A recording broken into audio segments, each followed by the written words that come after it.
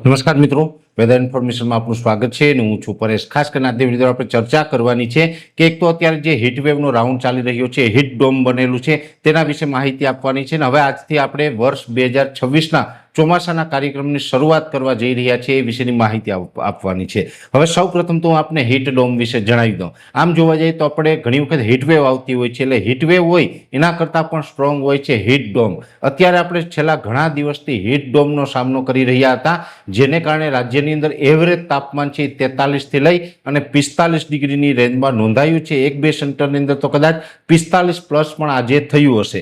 એટલે સતત આપણે ઘણા દિવસથી જે આ હીટ ડોમ બનેલું હતું ને આ હીટ ડોમને કારણે આપણે અસહ્ય ગરમી અને ઊંચું તાપમાનનો અનુભવ કર્યો છે।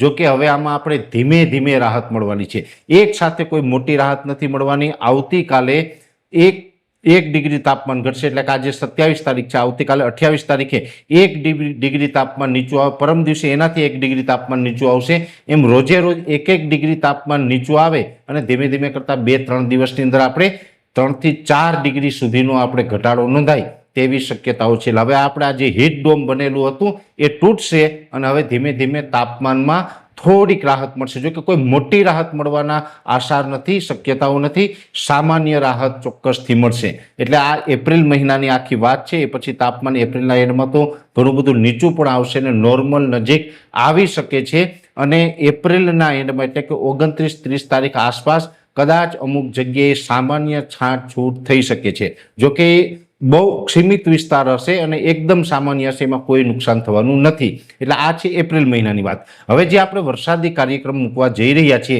એની અંદર આજે પહેલા જ વિડીયોની અંદર આપણે ક્લિયર કહી દઉં, કેમ કે આજે આપણે એપ્રિલની વાત કરીએ, આવતીકાલે મે મહિનાની વાત કરશું, પછી જૂનની કરશું, જુલાઈની કરશું, દરેક મહિનાની વાત કરશું। પણ જે વાર્ષિક કાર્યક્રમ હોય છે એક પ્રકારે લાંબા ગાળાના આધારે આપણે આગાહી આપતા હોય છે।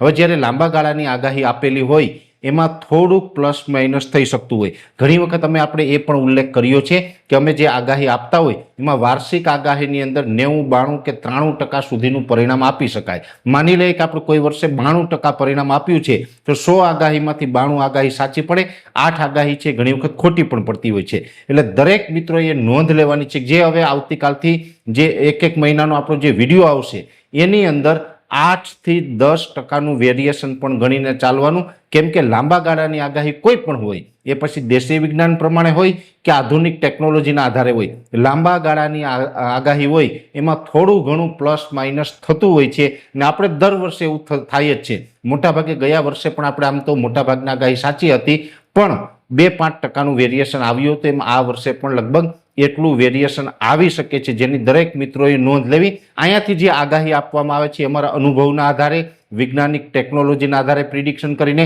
દેશી વિજ્ઞાનનું એમાં જે મિલાવટ કરીને, દેશી વિજ્ઞાન અને આધુનિક જે વિજ્ઞાન છે બંનેનું સંપૂર્ણ મિક્સ કરી અને પછી જે અમે નિચોડ કાઢીએ છીએ એની આગાહી આપતા હોય છે।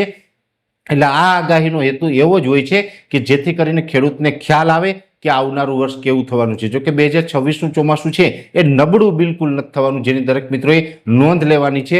પણ અહીંયા આપણે ખાસ સમજવાનું એ પણ છે કે અમારો હેતુ એવો જ હોય છે કે ખેડૂતોને ક્યાંક માહિતી મળે ને ખેડૂત એનું આયોજન કરી શકે, પણ આગાહીમાં ફેરફાર કોઈ પણ પ્રકારનો થાય તો એના માટે અમે જવાબદાર રહેશું નહીં, જેની ખાસ નોંધ લેવાની છે। કેમ કે આ આગાહી છે એ સંભાવનાઓને આધારિત હોય છે। સંભાવનાઓનું જે આખી આ વાત હોય છે તેમાં ઘણી વખત થોડું ઘણું પ્લસ માઇનસ થતું હોય છે। આપણે દર વર્ષે જ્યારે પણ કાર્યક્રમ મૂકવાની શરૂઆત કરીએ છીએ ત્યારે આ એક ચોખવટ શરૂઆતમાં કરી દઈએ છીએ। એમ આજના વિડીયોની અંદર હું આ ચોખવટ કરી દઉં છું। હવે આવતીકાલે મે મહિનાનો વિડીયો આવશે, પરમ દિવસે જૂનનો આવશે, પછી જુલાઈ, ઓગસ્ટ, સપ્ટેમ્બર, ઓક્ટોબર અને છેક નવેમ્બર સુધીની વાત છે એ હવે આપણે આવનારા 5 થી 7 દિવસની અંદર કરીશું। એટલે ખાસ આજે આ ચોખવટ કરવા માટે અને એપ્રિલ મહિનાના હવામાન વિશે, ખાસ કરીને હીટવેવ અને હીટ ડોમ વિશેની માહિતી આપવા માટે બનાવ્યો હતો। વિશેષ માહિતી છે નેક્સ્ટ વિડીયોમાં આપવામાં આવશે।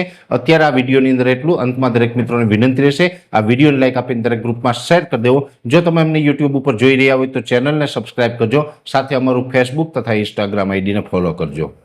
નમસ્કાર।